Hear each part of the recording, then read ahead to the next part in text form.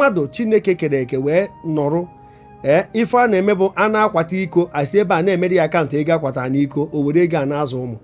Mana emechaa m jụọ ofu onye na-arụ ọnụ this kind of business ya, biko nwa gị nwaanyị ọ nọ ebe a ndị a na-agba akwụna? Ọ na-ene m, ọ zarọ m ya aza. Under gunpoint ka a na-eduru nwa agbọghọbịa jee asị na ofu onye na-edinacha mmadụ 10 20 30 I know with drugs dị na ya ahụ na-arịa gị madam a na-emere akaụntụ achọrọ ịma onye nwụọ etufue na desert. Ụmụnne m, ana m ekene onye ọbụla.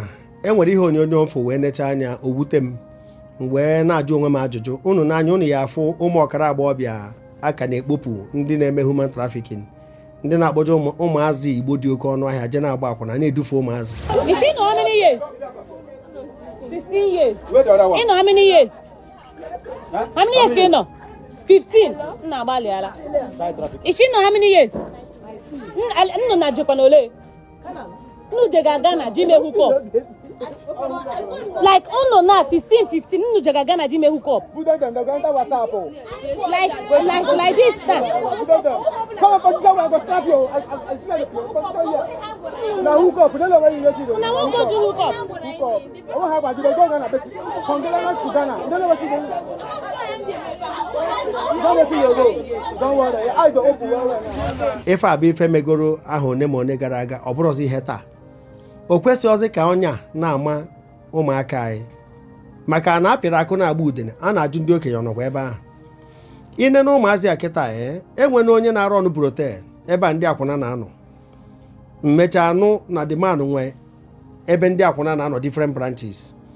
Ụtụtụ ọbụla ndị akwụna abịa na-akwụ ya onwe ndị na-akwụ ụgwọ per day, nwe ndị na-akwụ monthly, nwe ndị na-akwụ weekly. So ọ dị ka m jụọ ese ka ife ha ji akwụ ya ona asị na onye akwụna mara ọnụ kọstọma na ya bi na month. So nọ ife nkwụbata n'ụbọchị ka a na-aṅụ. So ịfụ nọ kọstọma bịa ọkwụ ụgwọ daily. So wee sị so mmadụ Chineke kere eke wee nọrụ ife a na-eme bụ a na-akwata iko asị ebe a na-emere ya akaụntụ ego akwata n'iko o were ego a na-azụ ụmụ. Mana emechaa m jụọ ofu onye na-arụ ọnụ this kind of business ya, biko nwa gị nwaanyị ọ nọ ebe a ndị a na-agba akwụna? Ọ na-ene m, ọ zarọ m ya aza. And he got angry. He did not utter a word, but by his facial expression ama m n'iwe were ya. Ajụjụ a kwesịrị ntụkwasị obi. Ịgbaba na ahụ ajọ ya anachigatara gị. Ime nwenata udo nke mkpụrụ obi if you are running this kind of business, human trafficking. Jee gbakọ onye kpopụrụ ụmụazị a ma ndị na-eje Ghana ma ndị na-eje Libya na ọsụkwa ya n'ọsị ya na ha na-eji ike isi na ha na-eje rụ housemaid eruzie eduo ha iyi. Jidezie ụmụazị na slavery. Ụmụ nke ga-anọrụ go and check them. Ụmụ onye a dịpụrụ ndị a kịta esoro ndị a. Eso na wee gbapụta ndị akwụna ekwu na meta that number not to blow my trumpet. Gbapụta ndị akwụna 8 nọ na prison na Libya. Ama m ego no riri anyị all millions of naira. Ndị naptip wee kpọọ m from Abuja ma ndị kpọrọ m from Ọka. Ka wee ka mara award anyị enye nsị na ọ bụrụ award ka nnidi na onwe ebe asa a na-akpọ Senegal Ghetto na Sharjah. Aka m na-echeta afọ ahụ na Libya. N'iru ebe a na-akụ osisi ha ka one room. Ụmụ nwaanyị 30 anọrọ na ya. Wee sị gị ka ezi nya asị na under gunpoint ka a na-eduru nwa agbọghọbịa wee jebe na ndị Niger ma ndị Chad na ndị kacha akwụ obere ụgwọ bụ ndị be anyị.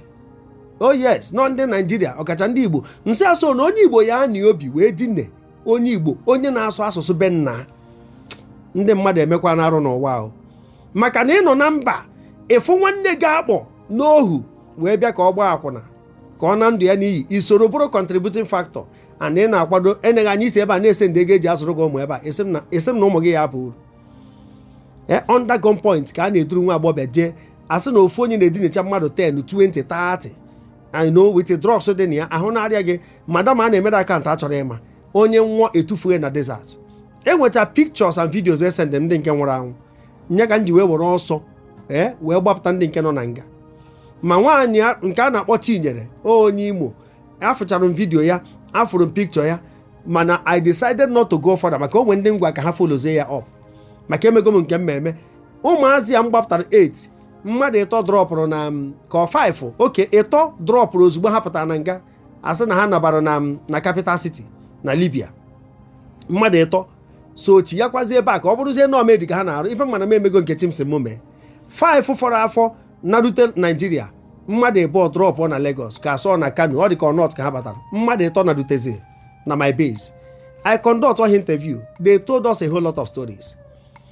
Ofu onye na-edina nwoke 20 30 nya ka ya anụcha akụkọ a onwe ife aka ya eji onye amị nke ọ dị ọka ife agbọpụtara n'ọnụ nya ka ya anụcha akụkọ a obi ekwe gị ịpakeji ụmụazị deceive ha biko ka unu si alahụ ụlọ abalị ndị a na-eme all these businesses ọnụ ka ntụ a na-ebunata na na-eke ọnọdụ ndị ntorobịa anyị dị maka na a na-aṅụ drugs.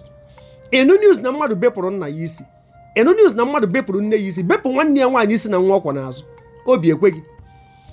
Ndị ugwu bidoro ntọ mewe nke na-apụ ọkụ ndị be anyị so ha, mana sọ ebe m na-ege ntị ka mmanwa ndị be anyị oyi emewu suicide bomb na ha na-eme maka onye ugwu ya na obi nie bọmbụ na ahụ ya gbagbuo, mana onye be anyị ama mme maka ego atọka anyị na-ada amụta nke uru dị na ya, mana onye ugwu ya na obi na ndụ ya n'iyi.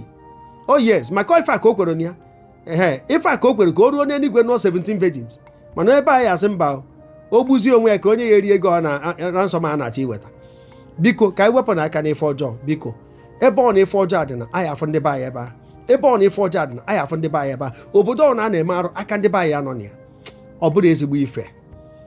Anyị ama emezi ife dị sị na anyị bụ ndị Igbo, just like Nigeria enwego that stigma, very horrible one, na ị na-aga na mba ụwa niile bụrụ a suspect. Ise stigma ọ dịwakwa n'otu ebe ndị Igbo nọ. Anyị nwa ka ndị ugwu na-akọzi ọnụ, anyị nwa ka ndị ofe mmanụ na-akọzi ọnụ, anyị dịka ọnụ akọrọ anyị. It is very bad ụmụnne m, ọ dị njọ. Ka akwụsị na ife ọjọọ na ya akwụsị ife ọjọọ ya akwụsị anyị. Zisa na ihe onyonyo aha m brọda Paul Chigbo, onye afọ taa ka afọ ya echi, ka emesịa nụ.